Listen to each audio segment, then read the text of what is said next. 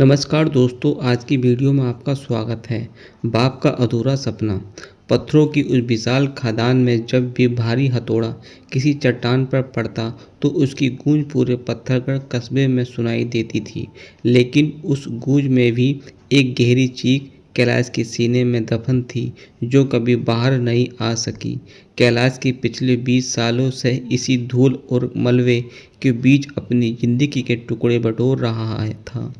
वहाँ हवा में ऑक्सीजन कम और पत्थरों को काटने से निकलने वाली जानलेवा सफ़ेद धूल ज़्यादा तैरती थी। उसकी पत्नी पार्वती की मौत विषम के दौरान ही हो गई थी और दब्बे कैलाश के जीवन का केवल एक ही मकसद था, अपने छोटे बेटे आरव को इस धूल, इस गरीबी और इस अभिशप्त खदान से दूर एक ऐसी दुनिया में भेजना जहां सफ़ेदी पत्थरों की धूल की नहीं बल्कि इज्जत और कामयाबी की हो। कैलाश के हाथ पत्थर तोड़ते तोड़ते इतने खुरदरे और सख्त हो चुके थे कि वे कभी प्यार से अरब के गलों को छूता तो कभी अरब को रो पड़ता, क्योंकि वे हाथ उसे चुभते थे। इस बात का कैलाश को इतना मलाल हुआ कि उसने अरब को छूना ही छोड़ दिया। वे केवल दूर से ही अपनी थकी हुई आंखों में एक असीम बालस्तत भरकर अपने बेटों को देखता रहता था। रात के अंधेरे में जब अरब सो जाता तब वे उसके पैरों को दबाता ताकि उसकी थकान मिट सके।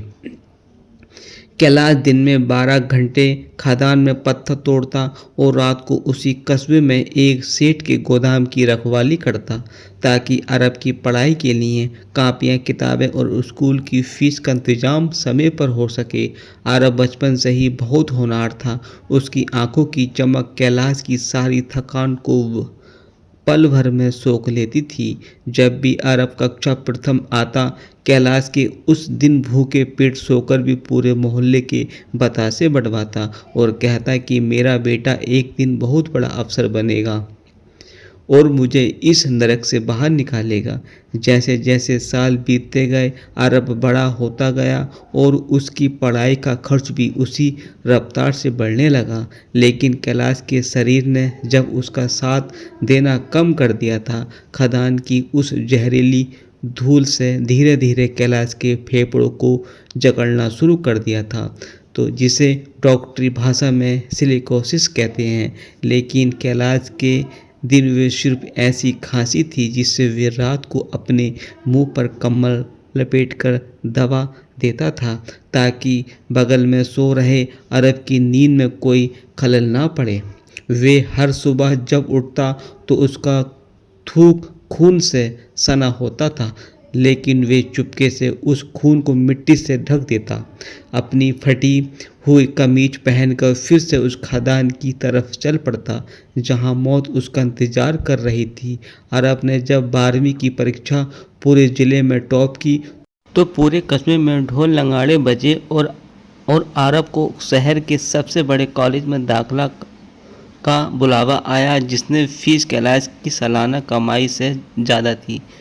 लेकिन कैलाश के बिना एक पल सोचे अपनी पैतृक जमीन का आखिरी टुकड़ा और अपनी पत्नी की बची हुई एकमात्र निशानी चांदी के कंगन बेच दिए और अरब के हाथ में पैसों का मंडल रखते हुए कहा है कि बेटा शहर जाओ और पीछे मुड़कर कभी मत देखना। तुम्हारी इस पढ़ाई के पीछे तुम्हारी माँ का आशीर्वाद और मेरे ये हाथ है जो तक सलामत हैं। तुम्हें कभी पैसों की कमी नहीं होने देंगे। अरब की आंखों में भी उस समय आंसू थे। उसने अपने पिता के खुदरे पैरों को छुआ और वादा किया कि वहाँ उनका सिर कभी झुकने नहीं देगा और वहाँ शहर की उस चकाचौंध वाली दुनिया की तरफ बढ़ गया जहाँ के नियम और रिश्ते पत्थरगढ़ की सादगी से बिल्कुल अलग थे। शहर जाने के बाद पहले कुछ महीने अरब लगातार फ़ोन करता था। वे अपने पिता की सेहत का हाल पूछता और बताता कि वे कितनी मेहनत कर रहा है। लेकिन धीरे धीरे वक्त बदला और शहर के बड़े घरों के लड़कों के साथ उठना बैठना से अरब ने भीतर एक अजीब सा संकोच और हीन भावना घर लगने लगी।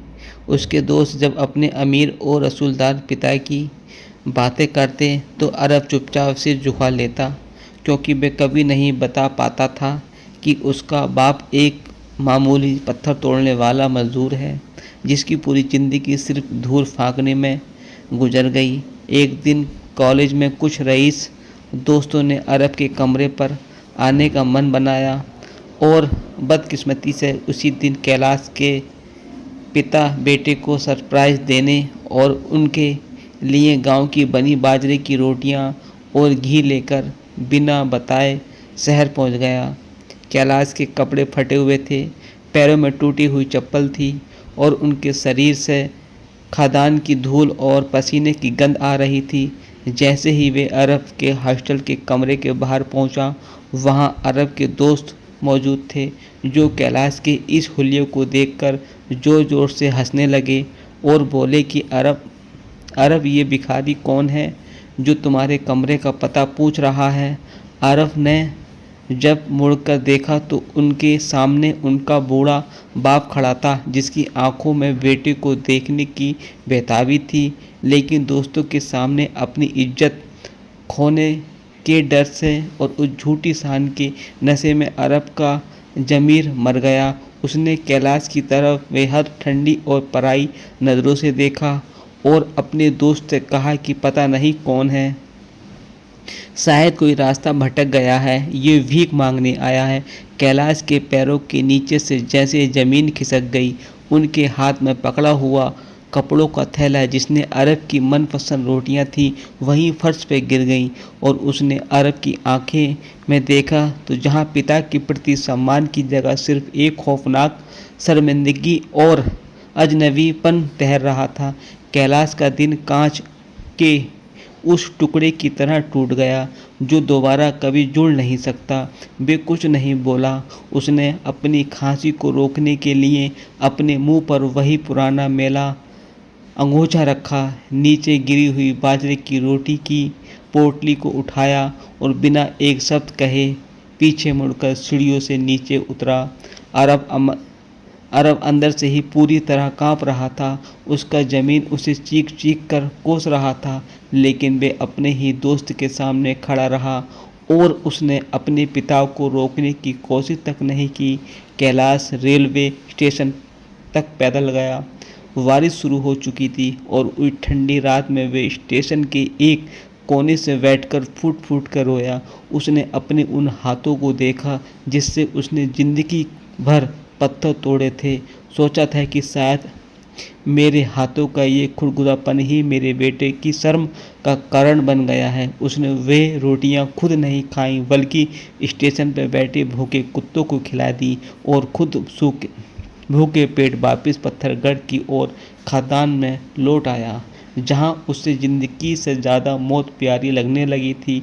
इस घटना के बाद कैलाश ने कभी अरब को फ़ोन नहीं किया और ना ही कभी उससे मिलने गया, लेकिन उसने काम करना दुगना कर दिया। लेकिन उसे पता था कि अरब की पढ़ाई पूरी होने में अभी 1 साल बाकी है और उसे पैसे की ज़रूरत होगी।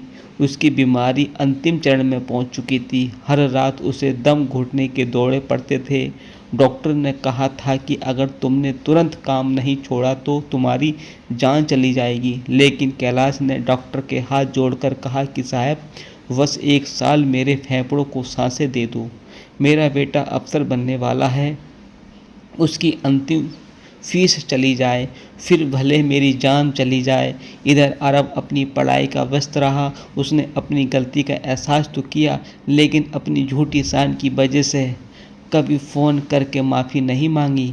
उसने सोचा कि एक बार परीक्षा पूरी हो जाए तो वे अफसर बन जाए तो वे अपने पिता को शहर बुला लेगा और सब ठीक कर देगा। आखिरकार वे दिन आ ही गया जब अरब ने राज्य की सबसे कठिन परीक्षा पास कर ली और उसका चयन एक बड़े प्रशासनीय पद पर हो गया। वे पूरे शहर और मीडिया में उसके चर्चे थे। अरब को अपनी इस कामयाबी पर गर्व था, लेकिन उसके भीतर अपने पिता से मिलने और अपनी उस भयानक भूल के लिए उसके पैरों से गिरकर रोने की तड़फ बेकाबू हो चुकी थी। वे तुरंत अपनी चमचमाती हुई सरकारी गाड़ी में बैठकर पत्थरगढ़ की ओर रवाना हुआ। वे अपने पिता को ये बताना चाहता था कि उनका बेटा अब सच में बहुत बड़ा अफसर बन गया है। जब अरब की गाड़ी पत्थरगढ़ की उस धूल भरी गलियों में गुजरी तो लोग हैरान होकर उस बड़ी गाड़ी को देखने लगे। अरब का दिल जोर जोर से धड़क रहा था। जैसे ही गाड़ी उसकी उस पुरानी जर्जर झोंपड़ी के सामने रुकी तो वहाँ सन्नाटा पसरा हुआ था। झोंपड़ी का दरवाज़ा आधा खुला था और अंदर कोई रोशनी नहीं थी। अरब घबराकर गाड़ी से उतरा और चिल्लाया, बाबूजी बाबूजी, देखिए मैं आ गया हूँ। लेकिन अंदर से कोई आवाज़ नहीं आई। तभी पड़ोस में रहने वाली शाम शरण काका बाहर आई, जिसकी आंखों में गुस्सा और असीस पीड़ा थी। उन्होंने अरब को देखकर थूका और कहा कि अब क्यों आए हो साहब? जिस बाप ने तुम्हें अफसर बनाने के लिए अपनी हड्डियों का पानी कर दिया, वे तो 7 दिन पहले ही मिट्टी में मिल गया। अरब ने कानों में जैसे बिजली गिर गई हो। वे पागलों की तरह झोंपड़ी के अंदर भागा, जहां इस कोने में कैलाश की टूटी हुई खाट पड़ी थी और उस पर एक धूल जमी फटी हुई कमीज रखी थी। राम शरण काका के अंदर आकर अरब के हाथ में एक मुड़ा हुआ लिफाफा और एक पुरानी खून से सनी पोटली थमाई, जहाँ की तुम्हारे बाबूजी आखिरी दम तक खदान में पत्थर तोड़ते रहें ताकि तुम्हारी अंतिम फीस भेज सके। जिस दिन उन्होंने आखिरी सांस ली, उनके मुंह से सिर्फ तुम्हारा नाम निकल रहा था। वे कह रहे थे कि बेटे, दोष मत देना। मेरी ही किस्मत खराब थी कि मैं उसे एक अच्छे बाप का सुख नहीं दे पाया। अरब ने कांपते हाथों में उस लिफाफे को खोला, जिसमें कैलाश ने अपनी ही लड़खड़ाती लिखावट में एक आखिरी खत लिखा था। मेरे प्यारे बेटा अरब, मुझे पता है कि मेरे हाथ बहुत खुरदरे थे और मेरे कपड़ों में खाद्यान्न की बदबू आती थी, जिसकी वजह से तुम्हें अपनी दोस्तों के सामने शर्मिंदा होना पड़ा।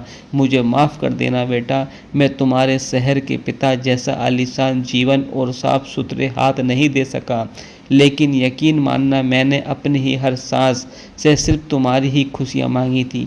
तुम्हारी आखिरी फीस मैंने भेजी थी। अब तुम बड़े अफसर बन गए हो। अब तुम्हें किसी के सामने अपनी पहचान छुपाने की ज़रूरत नहीं पड़ेगी। अगर कभी मेरी याद आए तो रोना मत, बस किसी गरीब की मदद कर देना, ताकि किसी और बच्चे की माँ बाप इलाज और पैसों की कमी से तड़फ कर दम न तोड़ें। अरब उस खत को अपनी ही छाती से लगाकर वहीं फर्श पे गिर पड़ा। इतनी जोर से रोया कि ताकि उसकी चीख वे जर्जर झोंपड़ी में कांप उठी। उसने उस खून से सनी पोट्री को खोला तो देखा कि उसमें उसकी माँ की चांदी के कंगन टुकड़े और वहीं बाजरे की सूखी रोटियां थीं जो कैलाश उस दिन शहर लेकर गया था, जिसे उसने आज तक संभाल कर रखा था। अरब का वे बहुत बड़ा प्रशंसनीय पद, वे गाड़ी का लाल बत्ती और वे झूठी शान उस पर मिट्टी के दफन हो चुके थे, जहां उसका बाप हमेशा के लिए सो गया था। अरब ने उसी दिन अपनी ही सरकारी नौकरी शहर के उस ऐशो आराम और हमेशा के लिए छोड़ दिया। उसने महसूस किया है कि जिस सफलता की बुनियाद में उसके पिता का खून और मुख बलिदान था, वे सफलता सिर्फ एक अभिशाप है। उसने पत्थरगढ़ कस्बे में ही रहकर अपनी पूरी जिंदगी वहां गरीब खादान मजदूरों के बच्चों की शिक्षा और स्वास्थ्य के लिए समर्पित कर दी। उसने वहां अपनी माँ और पिता के नाम पर एक बड़ा अस्पताल और स्कूल बनवाया, जहां किसी भी गरीब को इलाज के लिए अपना सुहाग या अपनी ज़मीन नहीं बेचनी पड़ेगी। अरब अब हर रोज़ उन गरीब बच्चे के पैरों को अपने हाथों से सहलाता और उनके माता पिता के खुरदरे हाथों को चूम कर कहता कि यही हाथ दुनिया के सबसे पवित्र और खूबसूरत हाथ हैं। कैलाश तो वापस नहीं आ सका, लेकिन उनकी मिसाल कहानी पत्थरगढ़ की हर हवा में, हर पत्थर पर और हर उस बच्चे की मुस्कान में हमेशा के लिए अमर हो गई, जो अब बिना किसी शर्म के अपने मजदूर पिता का हाथ पकड़कर गर्व से सिर उठाकर चलता है।